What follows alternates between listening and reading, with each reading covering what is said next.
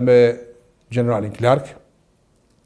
Mirë për ju thëmë një saktësi kështu, mbase s'është e rëndësishme, unë isha duke ngrënë mëngjes, i vetëm dhe më vjen James Dobbins, këshilltar për siguri kombëtare dhe thot, natyrisht të bëft mirë, dhe i them, urdhroni, thot, jo, e kam një hall, thot, i them, çka? Thot, zoti Buja, për sa kohë ke mundësi ti bësh bashkë ta shokët e tu të luftës? I them, po shpejt i bëj, s'është problem ke punë. Thot, sepse kemi përshkuar në një vend jashtë kështjellës për të takuar me generalin Clark, sepse generalin Clark francezët nuk e lanë të hyjë me uniformën amerikane në kështjellë dhe ne duhet shkojmë në një bazë ushtarake të NATO-s në Francë. Dhe t'ju them të drejtën, asnjë kafshat më nuk më shkoi te poshtë, po bëja sikur po ha. Dhe pastaj u realizua, jo shkum tek Clarku, takuam me te dhe siç e ka thënë edhe vetë, jo një herë dhe në librin e tij na pa të thënë mes tjerash, miqtë mi, na priti me 4 ushtarak të tjerë, s'ja dinim në gradat. Ne ishim 5, edhe ata ishin 5. Dhe na tha, ju lutem, më hapni portën, që ta godas Miloševićin, se t'jeni bindur se nuk e rëni ju më shumë Miloševićin se unë. Ishte jashtëzakonshme për ne kjo.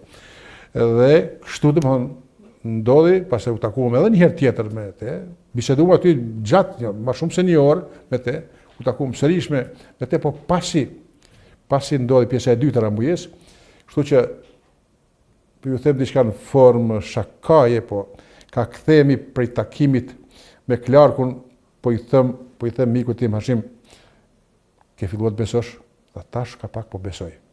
Domethënë çfarë ishte e pabesueshme një gjë tjetër se NATO-ja do merret me ne. NATO-ja do na ndihmojë për të liruar ne. Diçka që imagjinata nuk e perceptonte dot e jona. Megjithatë, fjalët ishin të mira dhe tha kam filluar të besoj.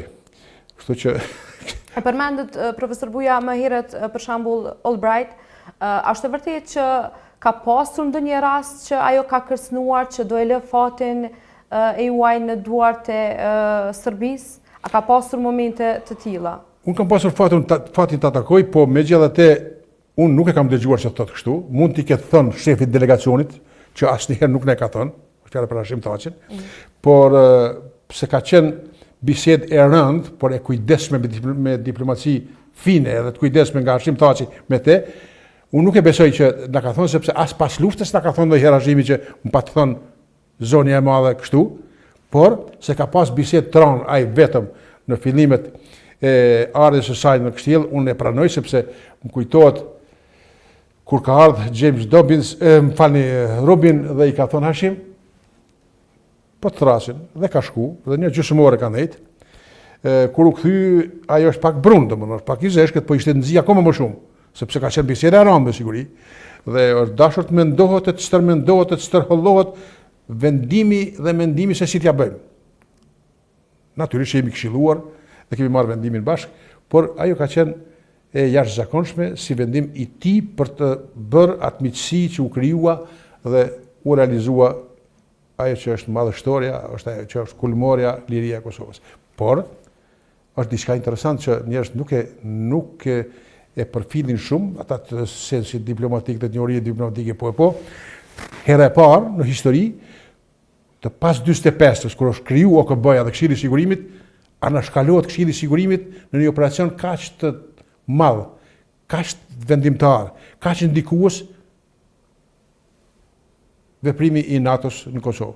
Nuk ka përsërit fare në Këshillin e Sigurimit dhe këtë e bën Shtetet e Bashkuara të Amerikës. Se po të shkonte në peshën e Këshillit të Sigurimit ku ishin Kina dhe Rusia, nuk do të kalonte. Por kjo Zotri Buja, ju përmenda dhe ju pyeta më herët edhe për raportin mes delegacionit të Kosovës, se po besoj që me Serbisë nuk ka pasur komunikim përveç takeve që i përmendet që i keni dëgjuar brenda kështjellës. Po si ka qenë raporti, zëm për shembull mes Thaçit e Rugovës, a ka pas komunikim?